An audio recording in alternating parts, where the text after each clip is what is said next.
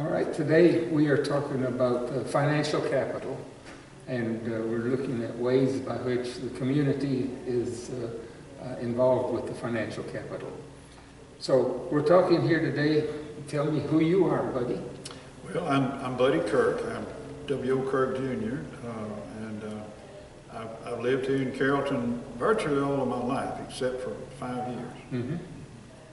And tell us a little about what you're doing at the present time. At the present time, I actually am retired. I was a lawyer for, many, many years, and in the last few years, I was a district judge here in Pickens County, and I retired from the judge's office, actually in 2009. Mm-hmm.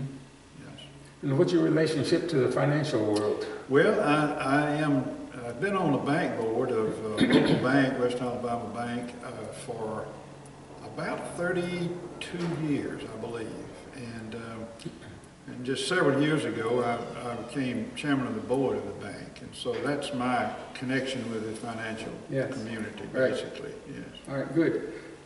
One of the things that I observed when I was doing community development at Texas A&M, we would go out and work with communities and help identify leadership in the communities, and that leadership would then work on how to make the community an even better place to live. Mm-hmm. And as we were doing that, almost always the leadership would have in the circle somebody from the bank, that the banks were very important ingredients. How do you see banks relating in communities? Well, of course, in any community, the financial stability of the area is very important to everyone, and the banks know that and realize that. And so they're interested in whatever opportunities or even problems arise in the local community to see where they can help. And actually banks are interested from the standpoint of their business and the community business, but they're also encouraged very much by the federal government to do that through the FDIC. Mm-hmm. And so it works very well because the banks want to help, and then also they need to help to have a good reputation with the federal regulators. That was a regulation that came about not too long ago, wasn't it? I'm not sure when it was, but it's not real recent, but it's yes. I don't think it's been on the books forever. Yeah, I remember sort of when it came in. Mm-hmm. But what are some of the kinds of things that the FDIC is recommending that the banks do? They just encourage the banks to be of help where they can under reasonable rules. Now, they're not encouraging the banks to make bad loans, to knowing it's a bad loan. But to, when the bank is local and rural,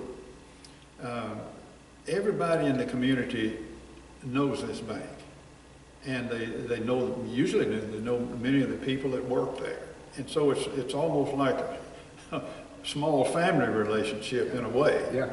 And so the conversation back and forth as to how we can help this particular project that's going on is very much genuine. Mm-hmm. In other words, they're not looking to make a lot of money on stuff like that, but just a very reasonable return that would cover at least the legal requirements for them. Right. So I think that's a great advantage that local banks, community banks provide for communities. Now, here in Alabama, how many banks do you have? I think it's currently 128 banks. And of those 128, what would be the number that you would consider small banks? Well, small banks, it's hard to define what's small, but some of the real large regional and national banks are in Alabama. Mm-hmm. 4, 5, or 6 of those, really? Whatever the number is, I don't recall it. They're in the category of, billions of dollars in assets. Yeah. I don't believe too many of them are in rural communities. Some are, but not here in our area. Right. So that's, you know, the total responsibility then is on lesser size banks all over the state. Yes. Because out of that 128, if you've got 6 or 8 that's in that large national category, then all the rest of them are pretty much together. Right. It's all the way from a $100 million bank up to $800 or $900 million bank. Would you suspect that banks and churches have much of a relationship with each other? I think they do. It's been my experience that they do. Many rural churches in a place like Pickens County, Alabama, and we have a lot of churches here, a lot of church buildings, a lot of churches.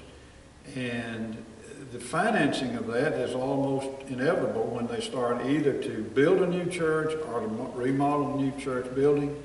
Where are they going to go? Well, they're going to go to the local bank. Right. They know they can't go to a huge bank in Tuscaloosa or Birmingham because that's kind of out of what they do.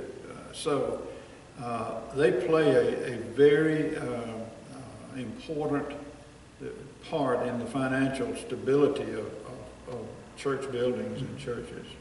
The church that we belong to in College Station, Texas, is about 20 years old. Mm-hmm. And when we got started, we went to the local bank for the financing.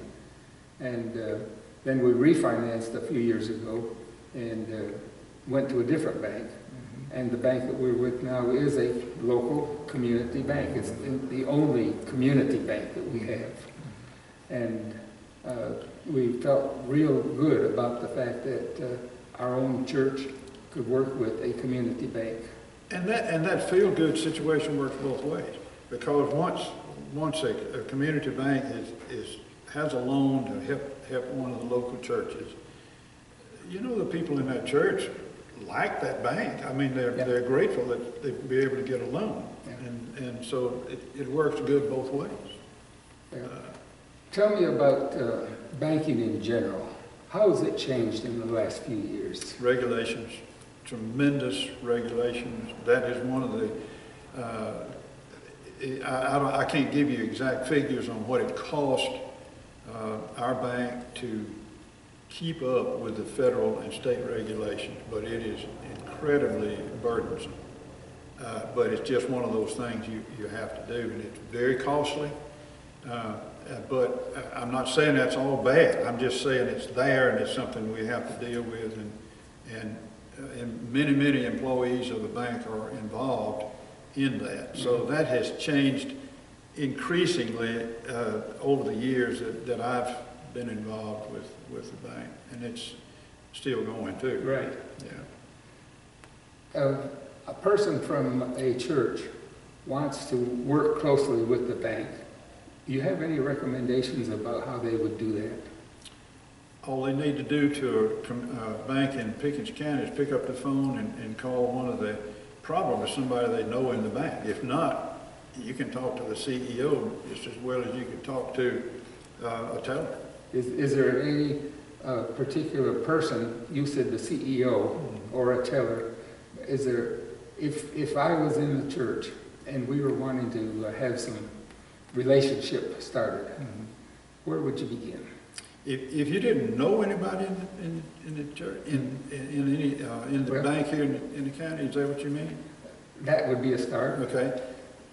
I would just simply dial the number of the bank. If you were, say you were in Carrollton, and say I'm a member of so-and church, and we're thinking about expanding, and like to talk to somebody about a loan. I guarantee you'd have somebody on the phone immediately.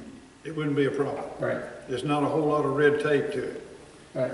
And usually not. Now, I mean, there are exceptions, of course, but in general, that would be a very easy way to get involved. Now, as we close this down, is there anything that you think that we ought to say to new ministers that are just about to start in a new church?